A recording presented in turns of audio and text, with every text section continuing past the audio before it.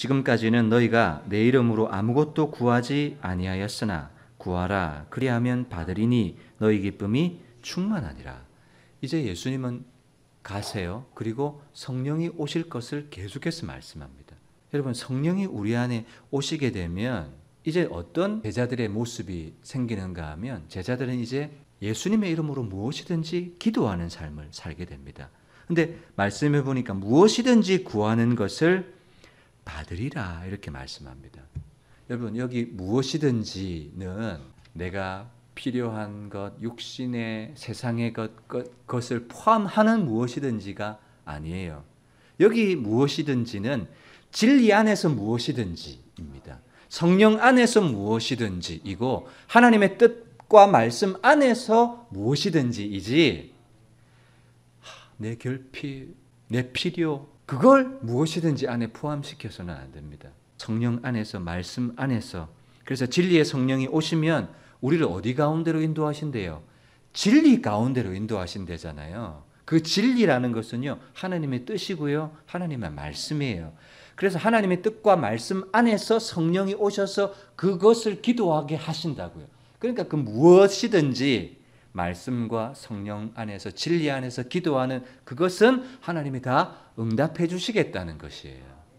성령님은요, 기도와 간구의 영이 있어요. 기도하게 하시는 영이 있어요. 그래서 성령님의 은혜를, 성령의 임재를 경험한 사람은 반드시 기도하게 되어 있습니다. 내 삶에 기도가 사라졌다, 성령의 임재가 사라졌다는 것과 똑같아요. 왜냐하면 성령은 기도와 간구의 영이기 때문이에요. 성령이 내 안에 있는 사람은 호흡을 하게 되어 있다고요. 기도하라 해서 기도하는 것이 아니라 진리의 성령이 오시면 그 사람은 기도하는 삶을 살게 되어 있다고요. 많은 사람들이 착각하는 것 중에 하나가 기도는 내가 원하는 것을 하나님 앞에 요청해서 얻는 것이라고 생각합니다. 그건 착각입니다.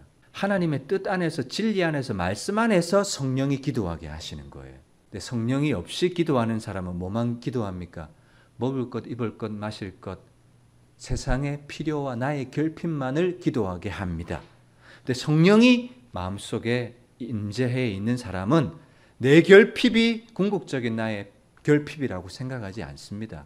여러분, 사람들은요, 나의 육적인 욕망을 나의 결핍이라고 생각합니다. 나의 육적인 필요를 나의 결핍이라고 생각합니다. 그래서 나의 육신의 결핍이 채워지면, 그것이 메워지면 나는 행복할 수 있을 거야. 나는 만족할 거야. 나는 괜찮아질 거야 라고 생각하지만 내가 느끼는 결핍은 결핍이 아닙니다. 내 결핍은 누가 아신다고 했습니까? 성령이 오시면 진리 가운데 딱 진리 안으로 딱 잡아놓고 너의 결핍은 이거야 라고 가르쳐 주셔서 하나님의 뜻 안에서 기도하게 하시는 거예요. 근데 우리는 성령 밖에 있으면 우리의 결핍은 뭐밖에 없어요? 돈밖에 없어요. 우리의 결핍은 뭐밖에 없어요? 환경이 바뀌는 것밖에 없어요. 우리의 결핍은 대박나면 괜찮아질 거라고 생각해요. 근데 성령이 오시면 하나님 말씀 안에서 진정한 우리의 결핍을 보게 해주세요. 우리의 결핍은 환경이나 상황이나 돈이 아니라 나의 결핍은 하나님만이 아세요. 그래서 성령 안에서 기도하면 하나님, 나는 죄인입니다. 나는 예수님을 떠나서는 한순간도 살 수 없는 존재입니다를 알게 돼서 무엇을 구하게 하시느냐 그 말이에요. 결국은 예수님을 구하게 하세요. 왜냐하면 예수님 안에 있어야 상황과 환경과 형편은 그대로고 나의 물질의 결핍은 그대로이지만 예수님으로 충만하고 내가 진리 가운데 서게 될 때 나는 행복해요. 나는 만족하게 돼요. 나는 예수님으로 충분하게 되는 거예요. 어린 양 찬양하리. 어린 양 한 분만으로 나는 만족하게 되는 거예요. 그것이 뭐예요? 성령이 주시는 행복, 성령이 주시는 만족이라고 말씀하고 있습니다. 성령이 오시면 내 육적인 행복을 위해서, 내 육적인 결핍을 위해서 기도하는 기도를 그치고 하나님의 뜻 안에서 하나님이 나에게 깨닫게 해주시는 결핍을 위해서 기도하게 된다고요. 그래서 하나님의 결핍을 가지고 기도하면 육적인 것을 구하지 않고 영적인 것을 구하게 돼요. 예수님을 구하게 되고 성령님을 구하게 되고 성령의 열매를 맺게 해달라고 기도하게 되고 사명을 감당하게 해달라고 기도하게 되고 구하는 것이 전혀 다르다고요.